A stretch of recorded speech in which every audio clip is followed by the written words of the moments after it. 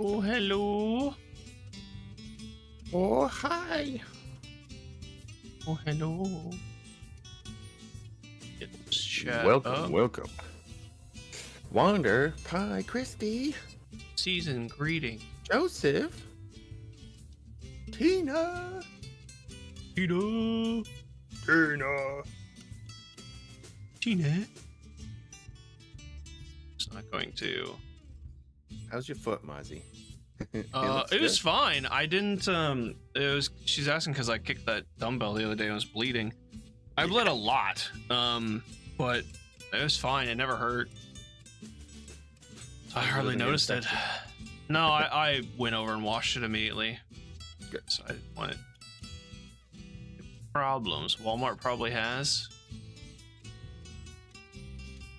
What does Walmart have? All sorts of stuff, I'm sure. I'm sure. How's everyone doing? How are we doing today? This music's going to be very different, so we're gonna see if it I like it. jives. It's different.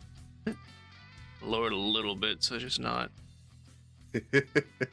too much for me. It is different. Well, it's not the lo-fi, which I prefer, but Yeah. all We're that gonna have to find some new source. copyright right? shit. Yeah. We'll Anywho, make our own.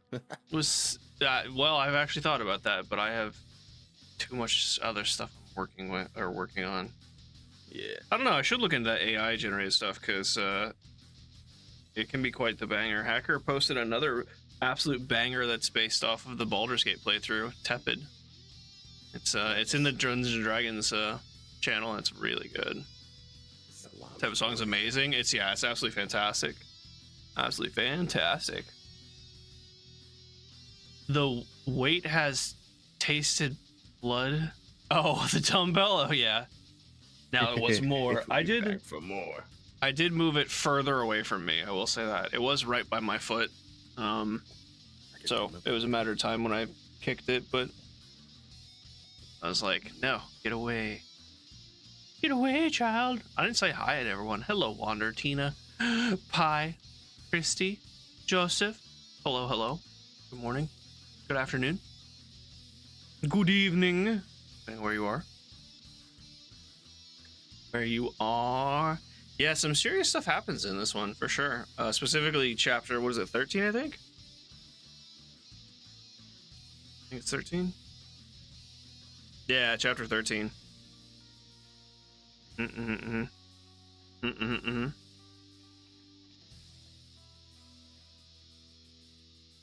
Starts chapter 11. Oh, yeah, I guess so. Yeah, the whole thing starts at chapter 11, 12, and 13. And then we kind of get some tasty morsels, but good stuff. Good stuff. No, not my handsome face today. You get Daisy. You guys prefer Daisy, I know. Daisy's legs. Daisy's legs. Yeah, she's literally under the camera, and I can't put it any farther back. Yeah, you goober, little goober head. Arr. Arr, arr, arr. Get that foot. Tack foot. You want tummy rub? Yep.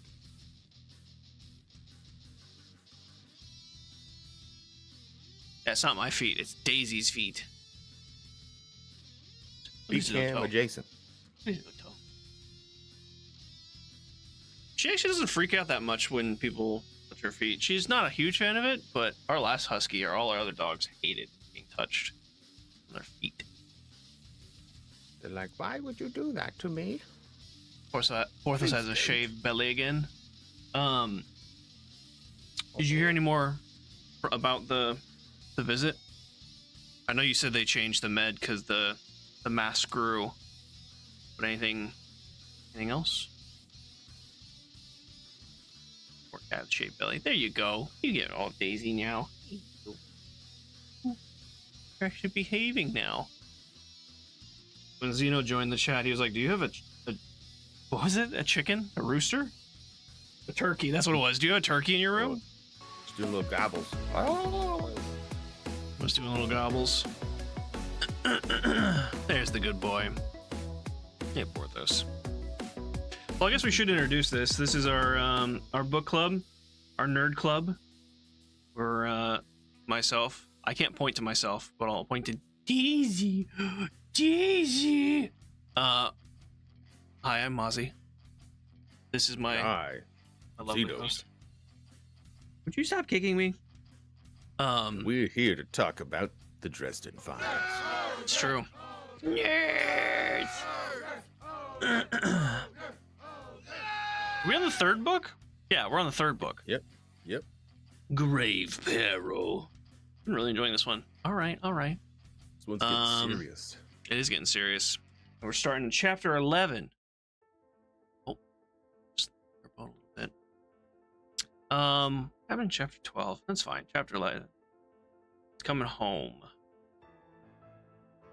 I don't remember where he was. Anyway, okay, bye, Daisy. He arrives home. Harry arrives home, waiting with a car waiting for him. 2 men in it. But your Detective Rudy and Detective Sergeant John. Rudy does Jaded not like Rudolph. Harry. Yeah, very jaded Rudolph. He's like, Harry says he doesn't like me much, mostly because of last some. book. Was it the last book? It was the last book, yeah, because during the Luke Guru, he was like, "You're under arrest," and he's like, "I don't have time to be arrested," and he ran off. Oh, right, that's right. Stallings. Is it John Stallings? Is that his name? I missed the last name, so that actually helps. Thank you. John Stallings. Oh no, Daisy. There we go. John Stallings. All right, cool. Thank you. Stallings is much more understandable of Harry. He's kind of like, well, not quite as Murph. Like he's seen Harry do some shit, and he's like, oh, the magical wizard world is real. But he's also a cop, so it's like that kind of middle ground. Either way, Rudy's like, get in the car, Harry, and Harry being stubborn, he's like, no, I don't think so. Yeah. Am I under arrest? No. I have the chapter pulled up, so nerd, yes. Thank you, Chrissy. Just Harry We'll being keep it straight. Harry, really. Pretty much. I mean, he just doesn't take shit from anyone. Oh, jeez. Sorry, Daisy. Running back and forth, I smacked her in the face. But Sergeant Stallings explains a little bit about what's going on. He's like, hey, it's Mickey Malone. I always say Marcone, but that's obviously not correct. Mickey Malone, which is another cop that Harry knows that got hamstrung from the Loop Guru. So he was in part of the attack from the Loop Guru and got pretty heavily wounded. Recuperated, went back into duty, and then this last like job that Harry, Michael, and the police went for, the cultist murder, or the ritual cultist murderer. Mickey at that point realizes that he needs to take retirement because his wounds are catching up with him. So, but there's something going on with Mickey. Murphy asked Harry to come over and check it out, saying that it is personal, which obviously Harry is like, well, okay. But Harry also kind of like blames himself. I don't know. Well, I don't know if it's that he blames himself or he blames himself for not being able to protect Mickey, but in some way, Harry blames himself for what happened to Mickey with the Loop Guru. So he has kind of a soft spot for him, and Murph asked him in general, so he reluctantly accepts heading over. So they drive him over. I really like the interaction, or I guess the lack thereof of interactions in the car, with the radio sputtering and smoking, and Rudy just giving death glares at him through the mirror. Yeah.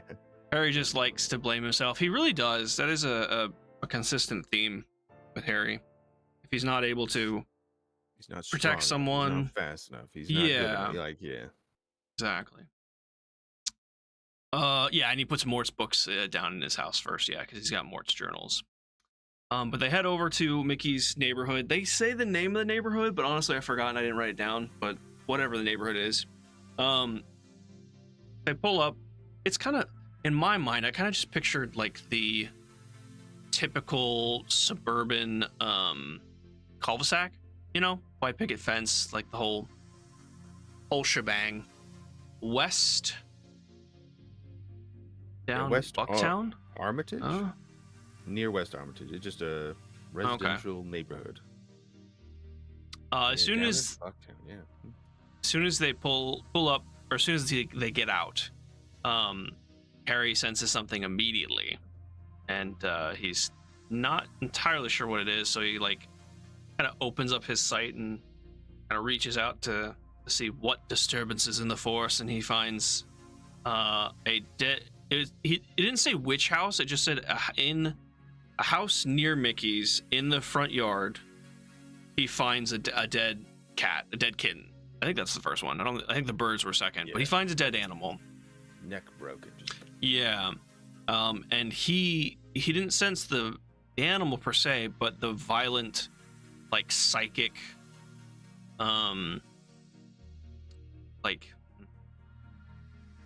the kind of like aftermath, the psychic energy that's left from the violence. He sensed that, which he says that the one shouldn't have like piqued his interest at all, but there's many of them. He says I think there's like over a dozen of just like little creatures, birds. I think there's a vole or something, like a little what are they called? Not a groundhog. Well, yeah, groundhog, I guess. But just a bunch of these little creatures that were violently killed, and them collectively sends off his little spidey sense. Yeah, and he's I just think kind of wizard going one by one. spidey sense is like it's a good description. And he just kind of like goes one by one, and the two cops are just like following him, just like, Jesus, what is this? And it disturbs Harry, but they don't. It's just there. There's not like a trail that he can really lead, at least at this point. But it does set him off. Like, this really shouldn't be here. This is very abnormal. So he's like, okay, well, let's go take a look at Mickey and see what's going on. And they head over to the house, and that ends chapter 11, rolling into chapter 12. These first three chapters kind of just roll back to back. I thought that was interesting with the.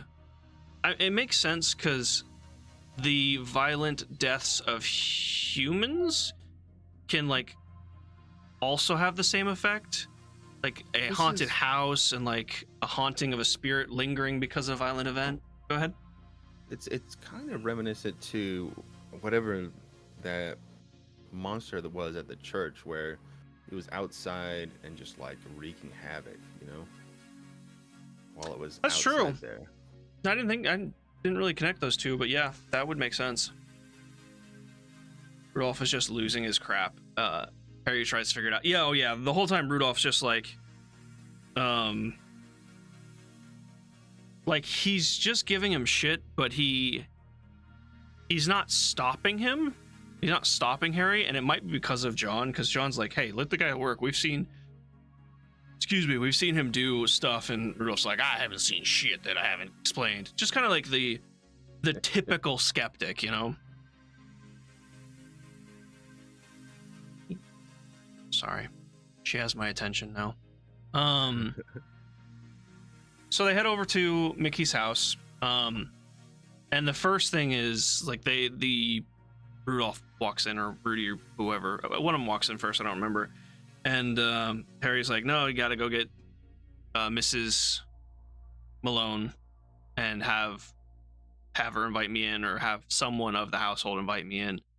And Rudy's like, who are you, fucking Dracula? He's like, no, last time we checked, Dracula, or whatever, how he pronounces it, is still in Eastern Europe, or Eastern Asia. He's like, yeah, wise ass. And again, John's like, no, go get Sonia, go get his wife, like, Dracul, that's what it is, yeah, Dracul. Go get her, like, invite him in. And then John kind of stays out there with him. He's like, yeah, so you can't enter households. And we kind of know about this already, because it happened with the happened a couple times. It happened with the frog demon, and it kind of came up with Victor's house. But we get a little more information about the threshold of a house, and it being... not the threshold of a house, the threshold of a home. Because even Harry's like, no, there's a difference. Like, it's not a house, it's a home. It's a place where a loving family, like, it's their, like, sanctum, essentially. But Harry says he can enter the house, but he's just leaving a lot of his magic at the door if he's not invited. Plus, he says it's polite. Yep. Absolutely. And then as they're waiting, I think John brings it up first that some homeless people or some bums just start kind of like vanishing. They're starting to go missing, which kind of spooks him, because now that he knows about the supernatural, certain things that would be like, oh, you know, they just died somewhere, or, you know, they're homeless, so they just wandered off somewhere else. Now he's like, well, maybe it's something more sinister, something more dark, unexplained. Yeah, exactly. And he says, like, I still have some trouble believing the supernatural and stuff. And Harry's like, well, that's good, because it means you don't run into it a lot. It's like, oh, that makes sense. Hey, calm down. Fine. But Harry, like, hearing about these homeless people vanishing, or these random people vanishing, starts to think, well, Bianca's got that event happening, like maybe they're rounding up snacks. And it's, hey, Looney, thanks for stopping by. Happy birthday, by the way, again. Looney's streaming some Hogwarts for his birthday. Pop over here. Because there's a new update actually coming out tomorrow? Monday? Soon? I don't remember when. Soon. But Harry decides not to tell John about the vampire council and Bianca and all that's happening, because Bianca, he doesn't want to make a further enemy of Bianca when she could very easily retaliate, and it's not like worth it, essentially. So he decides against that. But then we meet Sonia, Mrs. Malone, Mickey Malone's wife. She comes to the door. Strong woman. Visibly shaken about what, and we still have no idea what's going on, other than Mickey is, I assume he's not dead, but something's happening. Yeah, we're like, something's not right here. Right? So, but she invites him in. She tells him where to go, what room, because she can't go there. She's like, I just can't do it again. It's like, okay. So he heads into the bedroom, or the room. Oh, we come to find out it's a bedroom. And Murphy's there. She answers the door. Murph in her like casual civilian attire with, I think it was like, what, jeans and a baseball cap or something like that. Yeah, and a white tee, and her holster still on. Right. Oh, I don't think she ever takes that off, just from Murphy's personality, or it's never far away from her. Hey, what's up, Phoenix? How's it going, man? Hey, Phoenix. She's also pretty shaken up. Harry cracks a joke. I think maybe like, you look like shit or something like that. And she doesn't even respond, where normally they have that witty banter back and forth, which already is like, oh, okay, this is pretty serious, when, you know, months ago, however long, 6 months or whatever, she was in front of a werewolf, a loop guru, firing bullets at it and not moving. It's like, okay, this is a hard woman. She's, for something to shake her up this much, it has to be something bad. So we find out as Harry enters the room. Very, what's the movie? It'll come to me in a second. Mickey's cuffed to, thank you, very Exorcist scene. Mickey is cuffed to the bed. He's sweating. He has like a crazed maniac look on his face, wide-eyed. Not good, like his own blood on his fingernails, and scratches all over, urine, and and a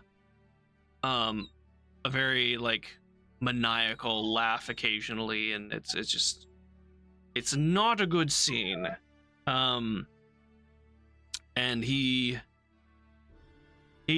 asked Murph like some details, like when this happened, and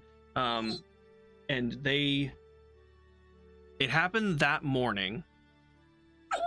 His wife Sonia locked her, well, Mickey attacked Sonia, and she had to lock herself in the closet or whatever, and she called Murph.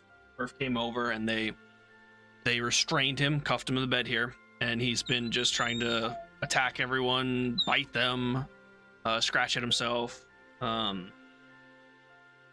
and he's been unresponsive except for like animal noises and like maniacal laughing. It's very Exorcist, very like what's the word? Chill out, okay? Yeah, making noise over there. What's the word? Possessed. Like to me, it sounded like a spiritual possession or a demonic possession. Yeah. I think with those, well, I mean, in pop culture and movies and whatnot, usually there's some sort of like talking involved, like the demon tries to talk through the person, but that's not happening here. Grunts and non-human, yeah, exactly. So Harry has and Murph actually kind of gets a little snappy when she's like, "What is this?" And he's like, "I don't know. Like, I need some time with him. I need to figure out what this is." And she's like, "Damn it, Harry! If you can't help him," like, all right, calm down. Oh, give me some time with him. Let me check him over. He already looks rough. Mickey, that is. He looks exhausted, like you said. He's got blood in his fingernails. He's got scratches. So the first thing that Harry does to kind of test him to see what exactly is going on is he touches him. He physically touches him. As Harry says that sheesh. Daisy thinks it's a person's like transformation. Pretty much. No, she hates being in rooms that don't have windows. She wants to be able to see outside.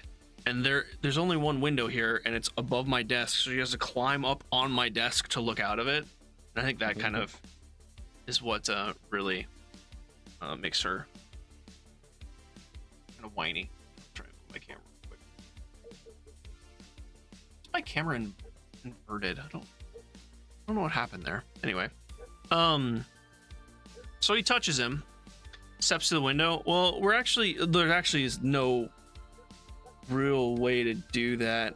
We're looking at installing another window just to get an actual breeze through the room in the summer, because it does get pretty warm in this room in the summertime. And if that's the case, then she'll have a perfect spot to just like jump up and look out the window.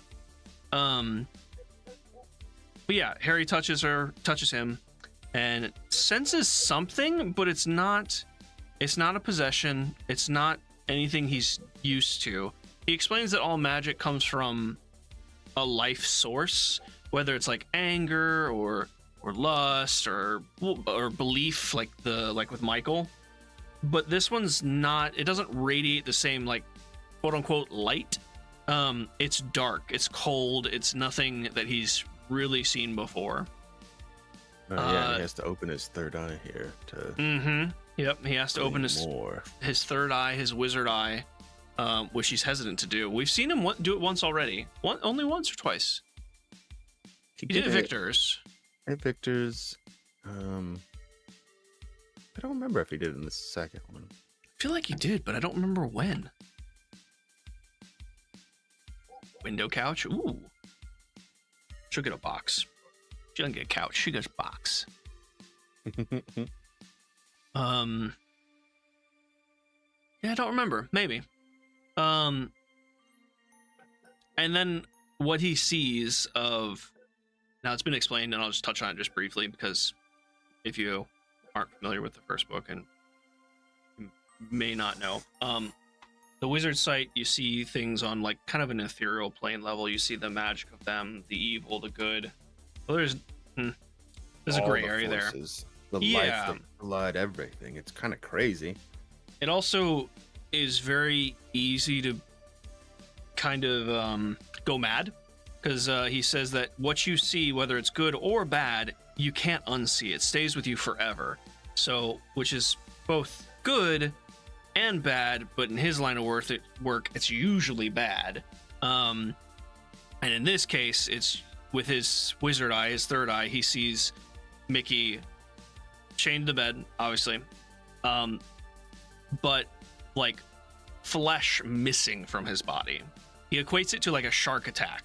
Like there's bits and pieces and chunks of his body just missed. Now, granted, not physical body. This is the spiritual side, the soul. He said that there's blood everywhere, but it's never touching or staining the sheets because it's on that soul side. But he's just bleeding profusely.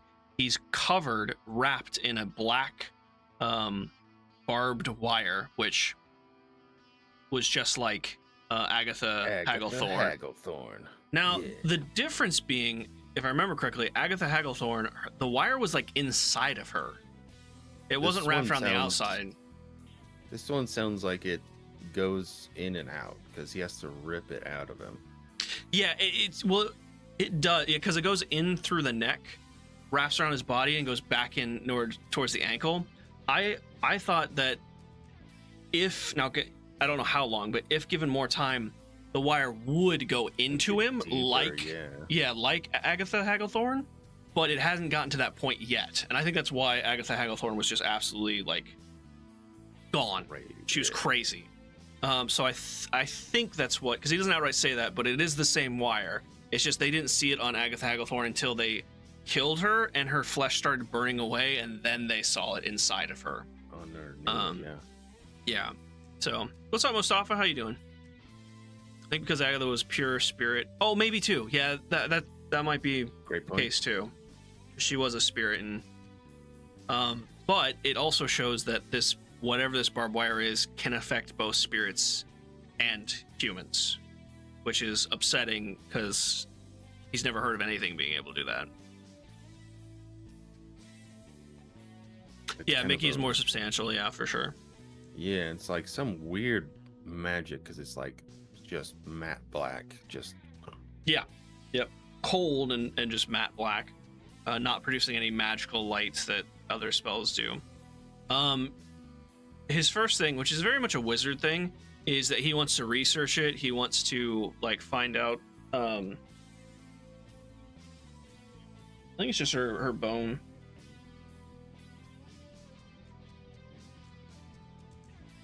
Yeah, no, she's just chewing on her bone. Thank you for letting me know, though.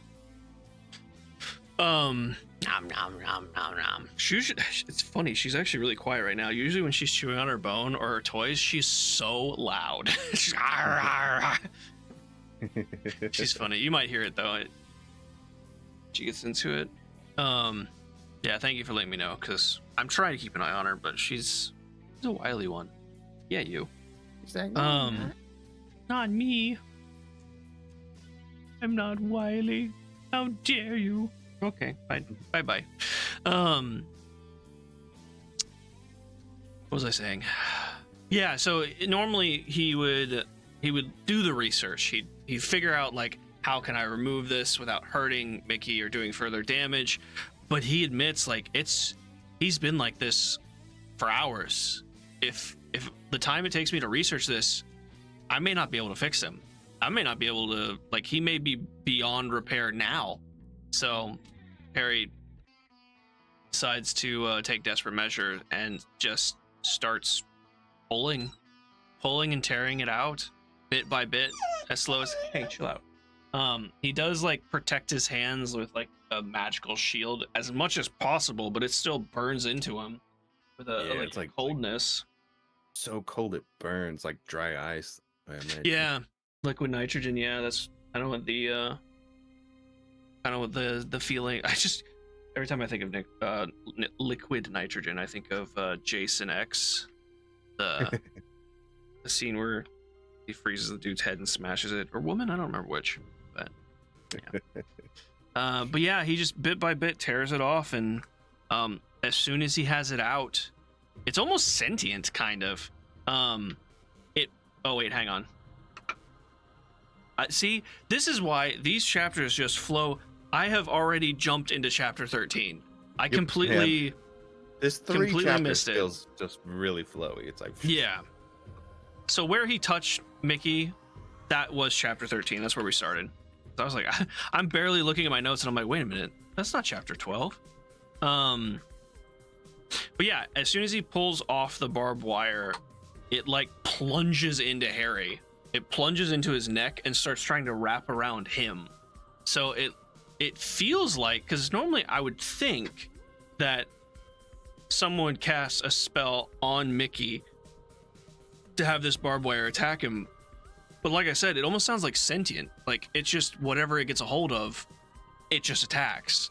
Which I don't know if there's magic like that. We've never seen something like that so far, not that I remember. yeah, pretty interesting so far. I mean, other than the magical scorpions, but those are a little different. They were like Something that beasts. it like yeah, I guess it has that a sense of like trying to latch on to something, kind of like a maybe like some sort of just that's its natural intent is just to attack and cling on to something like a tick. Yeah. To what end, though, we're not really sure. Other than causing the creature to go mad, essentially. But yeah, he wrestles with it at that point, and he did say earlier, when he was pulling off the barbed wire, he could hear Mickey like groaning and like making kind of pain noises, but he also heard another whimpering in the room, and he was like, he assumed it was him. So that also kind of just reinforced, at least I assume it reinforces how much pain that he's actually going through. It may be part of the wizard's sight, I don't know. It might be kind of like outer body experience, sort of, but I take it as the pain just being that excruciating.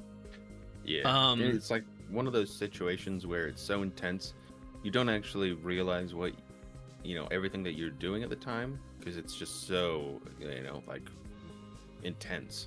Yeah. You don't feel all the pain, or your body is, just kind of making those sounds naturally. Yeah, absolutely. And then once he rips it off, he starts, and it attacks him, he starts yelling, and that's when Murph comes in, and he sees Murph in her through the wizard eye, through the third sight, and she's almost angelic. She has this like radiant light. She's wielding a sword, like almost like a paladin sword. Which, you okay? She just jumped up and smacked her head on the desk. She takes that after me. You chill out. And Harry's like, that's a sight that I wouldn't mind holding with me forever. Which is a good contrast to the stuff he said he normally sees with his wizard eye. But she bursts in the room, and he yells he gasps to open the window, and he's able to throw the barbed wire out the window and then blast it with fire, and it explodes, destroying it, which is good because now he knows how it can be destroyed. Because they didn't destroy the one in Agatha Hagglethorne; it just was destroyed through the fire. Well, I guess technically they destroyed it because the fire was from the sword, I think, from Michael's sword. Hard-headed huskies, it's true. Fuego! It's fire spell. Fuego. And then Murphy asks, like, what the hell was that? And he's like, well, that's what we're dealing with. And he calls it the Nightmare. I think this is the first time he said the Nightmare. I don't know when he came up with the name, but they're calling it the Nightmare, which is very, very appropriate. And they check Mickey, and he no longer has a fever. He's breathing. He actually comes back to consciousness for a little bit, for a moment. Well, yeah, for a moment to ask for his wife Sonia come as he needs her, and yeah, and then they chat a little bit. He brings Murphy kind of up to speed about what was going on, and the more work that they need to do and figure out what the Nightmare is, what they can do to defeat it, or well, find its source. Whoever is casting this or creating these things, we're not really sure yet. But yeah, that was I'd say the intense part of these 5 chapters. What did you think about the whole experience? It's nasty, obviously, but whatever Intense. they're dealing with is pretty evil. So I'm kind of curious to see what it is causing all this trouble, because it seems to be making a lot of ripples in the spirit world and causing problems all over. So yeah, this is the first time. Great, we're only 3 books in, but this is the first time that we've had a baddie that is on both the spiritual and physical world. So never, yeah, especially to the point where no one's heard of anything this strong. Or this, I mean, granted, we got that a little bit in the first book. Like, they were like, who could be able to cast this spell from that far away? They must be the most strongest wizard ever. But it wasn't. I feel like it wasn't the same, really. Yeah, ripples are just frightening. Yeah, exactly. Yeah, very true. Yeah. But then we head over to chapter 14, where Harry's heading back. Well, he's back home. They kind of skip him driving back home, but he's back home. He's talking to Michael on the phone, catching Michael up of what just happened. That they've lost a lot of time because whatever. Now they assume that the creature at the church is linked to the barbed wire, which is a fair assumption. Oh, my Discord. Yeah. Well, we're just gonna leave it because I don't want to restart it. It's fine. As long as you can still hear me. Yep. What was I saying? Oh yeah. So they may not necessarily be linked, but it seems too much of a coincidence to not be linked. So I don't know.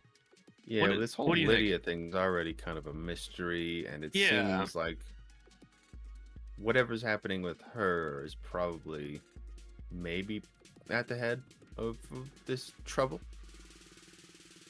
Makes sense. It also makes sense because, like, the creature that's tied to Lydia is something that they've never heard of being that powerful. And the barbed wire is also something that they've never seen or heard of before. So it makes sense that they're tied, but I just kind of thought that was an interesting jump, you know? But either way, Murph asked why Harry looked at her funny. Yes, I'm sorry. She did ask. Yeah, she noticed that he looked at her funny, and she asked, and he said, you wouldn't believe me if I told you. So that's true. I forgot about that part. But as he's catching Michael up, the conversation. Oh, he asked if he needed a ride or something. He's like, no, I got the Blue Beetle back. And he's like, it wasn't impounded. And he's like, yeah, but Murph got it out for me. And Michael's like, Harry, that's against the law. She broke the law for you? And she was like, hell yeah, she did. She owes me. and then what did he say? He said, like, the good Lord doesn't make it so I get on time everywhere. I need wheels. Yeah. And Michael says something. He's like, yeah, yada yada yada, whatever. And oh, I think my Discord actually just crashed.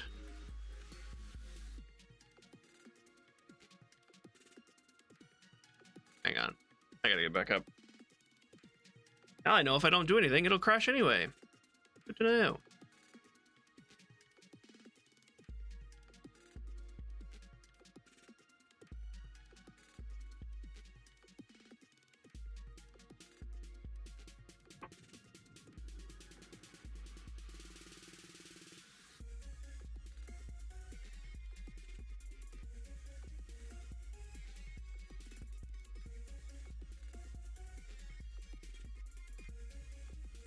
Hello? Oh, hi. Yeah, Discord just crashed. It was just done. Dead. I don't know why it's whenever we go on a video call right on Discord, it just freezes. So I'm gonna have to just... What? You're fine. No, you're fine. No. No. No. Can I turn on the webcam? I actually don't know.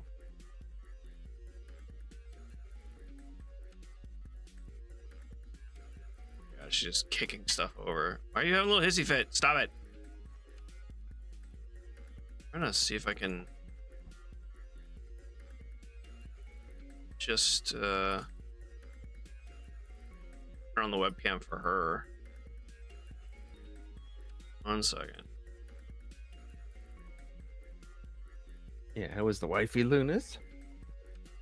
There we go. Oh.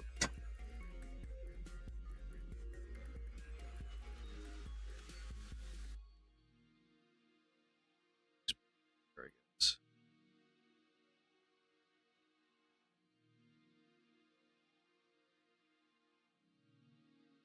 I don't know why it's Wrangle sitting, but and looking at me. Wow, silently judging. Well, she's not exactly silently judging. Just judging. Okay, there we go. All right, cool. I'm back. Sorry. She's puking. Why is she puking? She got a little hard on the sauce yesterday.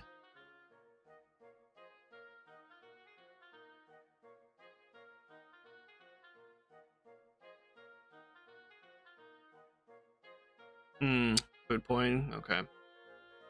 That's no good. Okay, where did I leave off? We're just... What are you doing? Him and Michael were having their talkums about his wheels. Oh, yes, and then he's like, don't you yada yada the Lord. I can't remember what he said exactly, but he said something yada yada. And he was like, don't you yeah, don't you yada yada the Lord. I love their funny. Yeah, he is. I love their dynamic. They're just so funny together.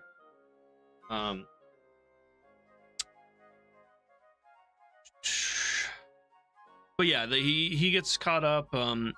Michael's gonna continue looking for Leah for his contacts and whatnot, because they don't have much time before sundown, or the creature comes back out to play.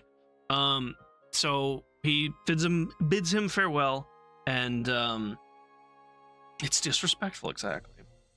And starts to head down to the lab, his basement lab, his sub-basement lab, and then gets another phone call, and it's Susan. They talked briefly, but the main part that came up was she asked about the name of the ritual killer, this cultist ritual killer that's come up a couple times now, which I find interesting. I'm kind of curious. Yeah. Yeah. Like maybe this is linked. I think it might be. Which they did they caught him. Oh, did they kill him actually?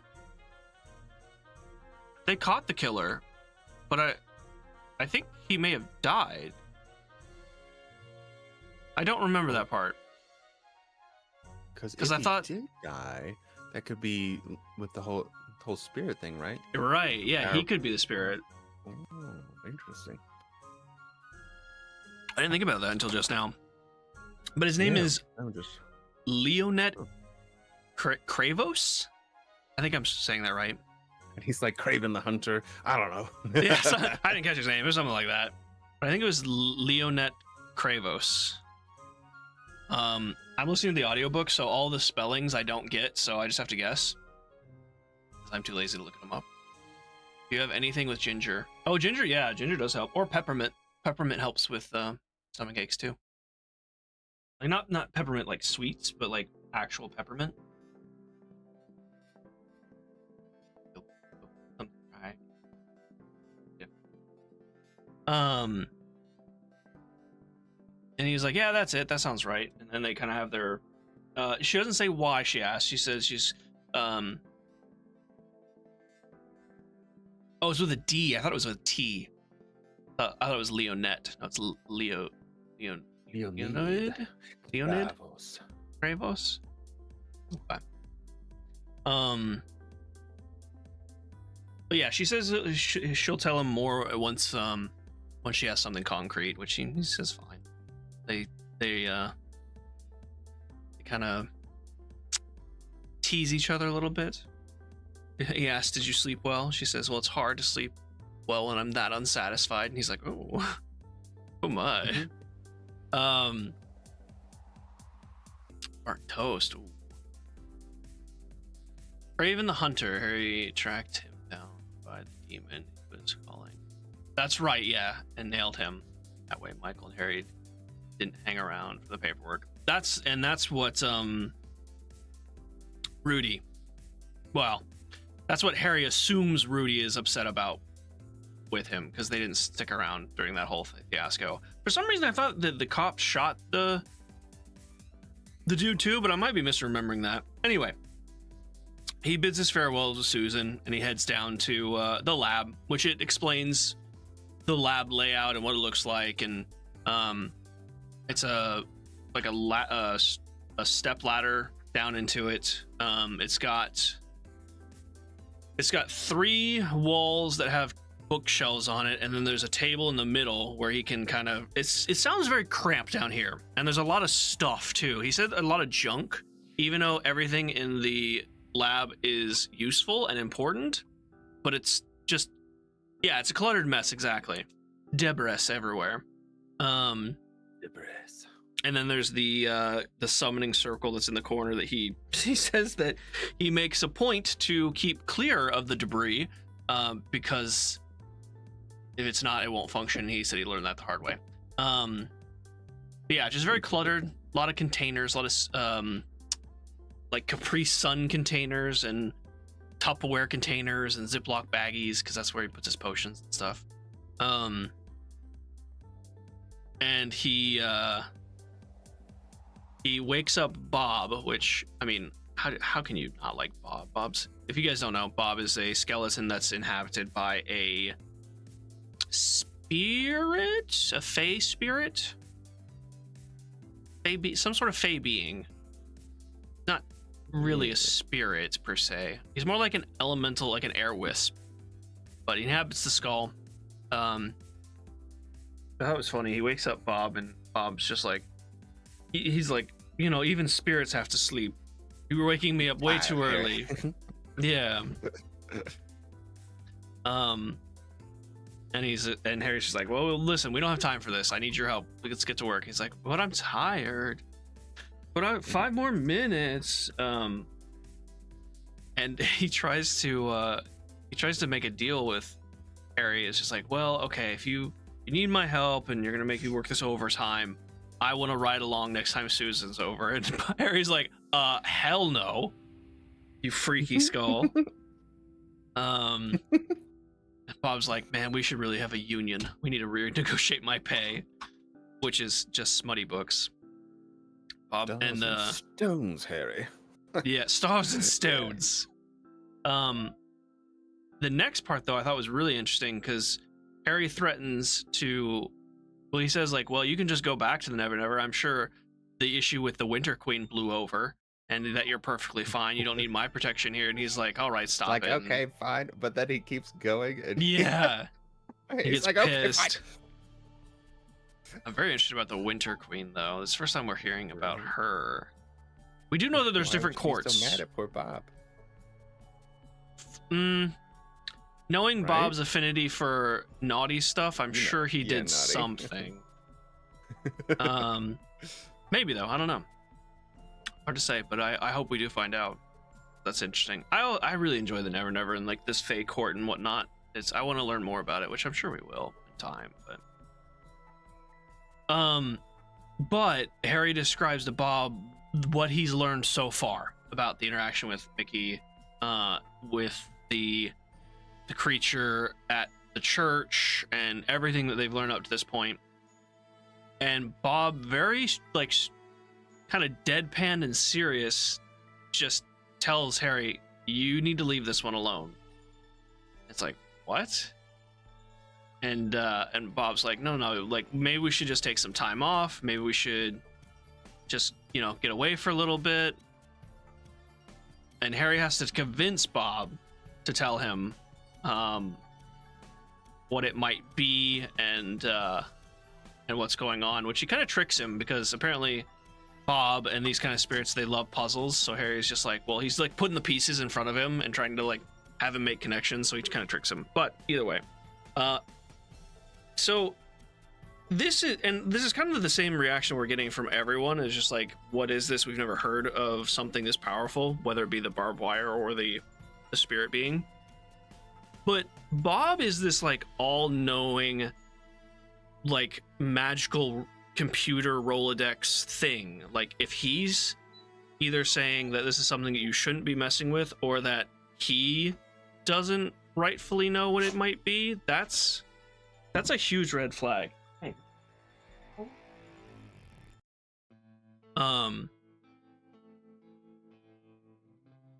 And that's kind of like I think the last line of that chapter is, if you start Bob saying that if you keep messing with this, that you may not make it to tomorrow morning. Just trying to reinforce how intense this thing might be. How nasty this would be. Yeah. So then he's gotta start. He starts working it at him. So he's like, "Fine, Bob. All right, let me start working this out." And he knows Bob loves a good puzzle. He does indeed. Oh, there's your bone. Here, enjoy that. And then we roll into chapter 15, where they are kind of putting the puzzle pieces together. They start off by talking about the interaction of Mickey Malone's house, and the fact that and they kind of talked about it before, but they're just kind of like reinforcing it, that the home, the threshold, is strong. And Harry's like, well, I mean, that frog demon pushed itself into my house and wrecked stuff. And Bob's like, well, yeah, it's different. You're a bachelor. And that was all like physical stuff. These are actually like, it is a home. It is a couple. They've lived here. They've built their life together here. It is, it's so much more stronger than his home, Harry's home. And also the demon frog just like, physically smashed things, spit acid on things. This creature that went into Mickey's place ravaged him spiritually or magically, which is even more, because I think he said like for a spirit to break that threshold uninvited, it would leave them with like a quarter of their power. So this thing has to be incredibly strong. Yeah. So they're just like, what would be able to do that? And Bob says that the first thing comes to mind is like an old god, someone summoning one of the old ones, the old beliefs or old gods. And Harry's like, no, I don't think that's the case. Because he said, what did he say? Like spiritual guardians throughout the world would be going crazy if a god broke out. It was one of these gods, yeah. Yeah. I'm not sure how they would know. Yeah, the White Council, and they have maybe, yeah, things set up for alerting if something like that were to happen. That makes sense. So he doesn't think it's that. Scroll down. I thought this was an interesting one too. I don't remember which one of them brought it up. I think it may have been Bob. But Bob also suggested that maybe Leah's possessed. Maybe she was physically possessed and she crossed the threshold, which I thought was interesting, because that would explain why the thing was trying to get at her in the church, almost the castle, in the church, because he needed her to possess, or it needed her to possess to be able to do the thing. But Bob said that wouldn't explain like the other stuff, like the dead birds and things like that. But it's still that mystery of Leah. Like, I don't know. There's a lot of stuff we really don't know about, and she's just kind of sus. Oh, no, I'm sorry. It wouldn't explain the dead creatures, but it also wouldn't explain the charm that Harry gave her, the protective bracelet. And he says, like, well, if the thing is strong enough to break through a threshold, it's probably strong enough to break through that defensive bracelet. Oh, it's Lydia. Sorry, Lydia, not Leah. Lydia. Yeah. My bad. Lydia. Lydia. So they're just kind of like trying to figure this out and piece it together, and I can't remember when or how this came up, but Bob went over some of Harry's good ideas, quote unquote, like the smart dynamite for the mining company and the flying broom. I wrote those down because I just thought they were funny. I think Harry may have said, like, well, you know, I'll figure out something to do, and that's when Bob was like, well, like these smart ideas. He's like, well, the sprinklers came on for the dynamite, and then he's like, I thought we'd be digging dirt out of your eyebrows for forever. The broom. Oh my gosh, that sounds hilarious. Right? It's so funny. But essentially, they boil down to 3 options that they think it might be. First one being some old god-like being. The second being a spirit, but it's using like smoke and mirrors to stay in the guidelines of like spirits can't cross the threshold. Immediately when he said that, I thought, well, okay, maybe the spirit convinced Mickey to come outside and then it attached the barbed wire and he went back inside or something like that. Not sure. And then Bob says, or it might be C, it's something that neither of them have heard of or seen before, which is kind of even scarier.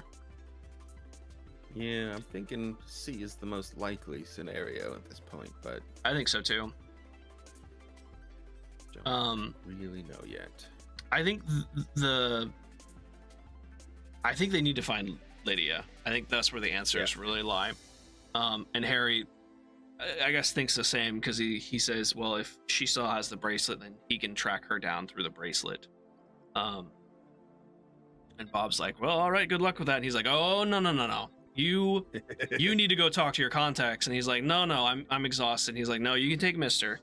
He's like, all right, fine. He's like, just don't let me catch you snooping around women's shower rooms and stuff. He's like, all right.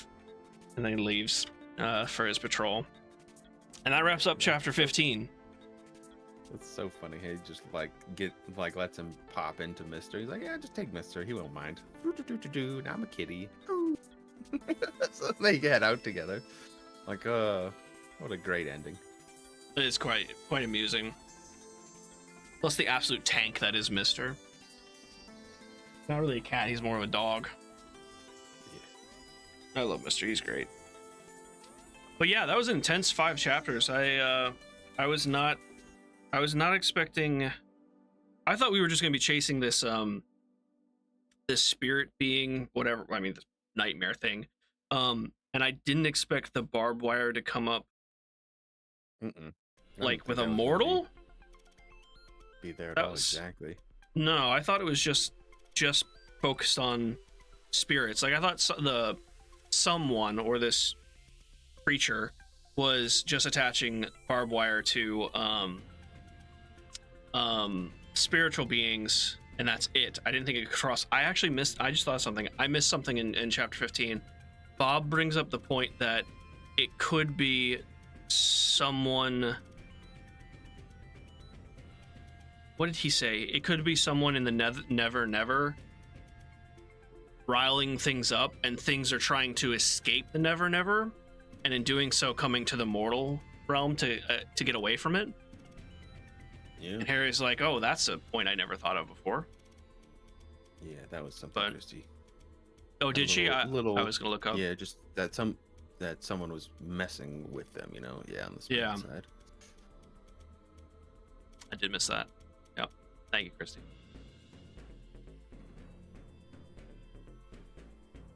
But yeah, a lot of unanswered questions. The scene with Mickey was intense. My body was not ready for that. Yeah. Oof. I thought it was interesting that he brought up a character that it wasn't necessarily a throwaway character from the second book, but I did not think we'd run into Mickey or Rudy, for that matter, Yeah. Because they were quickly introduced in the second book. Wasn't Rudy the one where Giving him the water. yeah, and have him Rushing the find cup. the doll and stuff? Yep. Yeah, okay, that's what I thought, but Rudy. okay. He was a newbie. Well, I guess technically he is still a newbie. Although I feel like if you're a newbie, when that whole Loop Guru thing happened, you very quickly become a veteran cop if you survive that. Because they lost 6 people. Yeah. Acquaintances, yeah. Exactly. Hey, John. What's up, man? Happy Saturday to you. Oh, John. Saturday to you. We got 5 more chapters to go. Kind of crazy to think we're already on chapter 15. Yeah. We just started. Cooking. We're cooking. So, Go ahead. I was just gonna say, for this game, it sounded like we weren't gonna be able to do it next week, right? No, the raid is on Friday. Gotcha. So even if we finish it before, I'm gonna be dead. Yeah, no way. I mean, we can do it. You'd have to do the notes and stuff if you wanted, but actually, let's just say no, because there's a good chance that we'll still be doing the raid during Saturday. Yeah, there it is. We might be able to do it Sunday, but I don't know. We'll have to just kind of wait and see about that. What are we doing not tomorrow, sorry. Ostimazi. Oh, I'm gonna be useless. I'm gonna be absolutely useless. Last time it took us 17 hours or 17, more than that? No, more than that. I don't remember. It took us so long. No, actually, yeah, it took us 26 hours, I think. But we took like a 7-hour break in between. I don't remember. Something like that. There won't be. I'll be playing Destiny like all this upcoming week, except for Monday. So, what do you want to play Monday?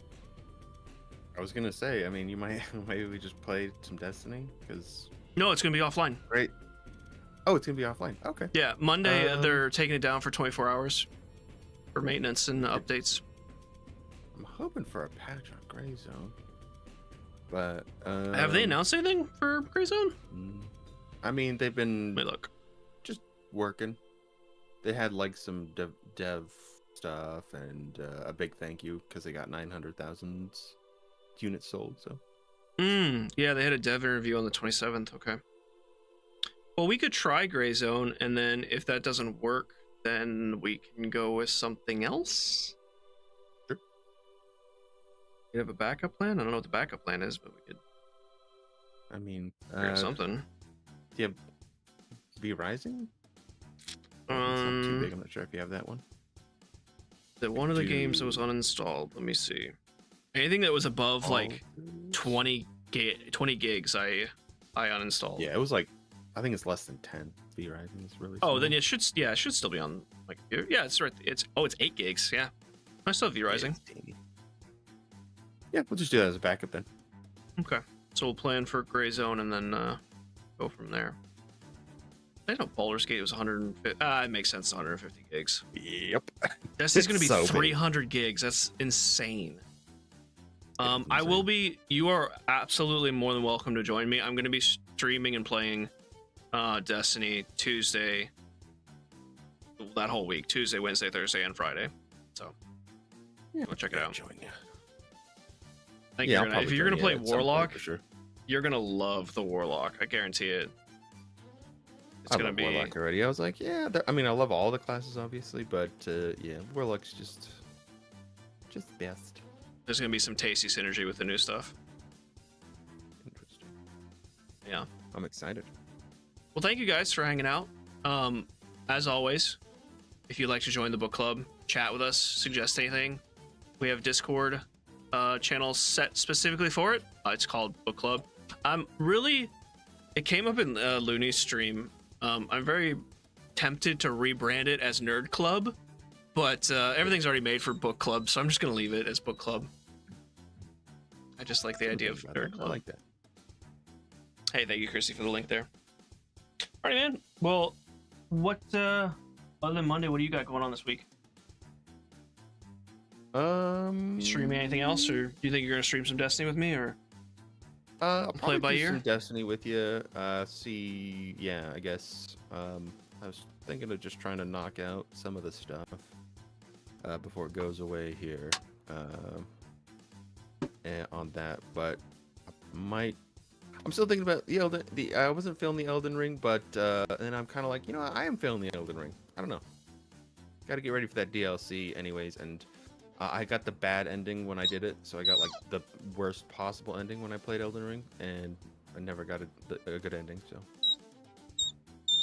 Actually, I never build, finished Elden Ring. I Really? got to the you're last to the end. boss. That's right. Okay. So I mean, Chill out. you're ready then. Hey. At least I think it was the last boss, the long-haired ponytail dude with the hammer. Yep. That's the last. He's the last one. Okay, yeah, I got to him, and He does a transform into another boss, but Yeah. pretty much just it's a great like a game. I two-parter, also, I think. if you haven't already, I'd go to Smite's Steam page and sign up for their Smite 2 closed alpha. Ooh, it's Mighty 2. Yeah, I got access to it the other day. I was literally doing something on my computer, and I saw it in real time, Smite 2 being added to my library, and I was like, what the hell is what is that? So yeah, I don't know, might be something to check out. Aren't we getting past the beta soon? So they said a long time ago, like June would be the earliest, but there's still no announced date. So in the last little update, they said there still isn't one, but it will be at the latest end of the year. So, but it will have the console release at the same time, and it looks so good. So I don't know, yeah. Well, unfortunately, it sounds like we're gonna have to wait a few more months. Yeah, I'd rather them be ready for the release than not. Yep. You know? It's gonna be so good. Oh, It'll be fun. Oh my god, she's climbing up on me. Okay, it's time to go. Well, thank you as always. We'll see you Thank you. guys in streams the rest of the week. yes, Take care. indeed. Later. Bye.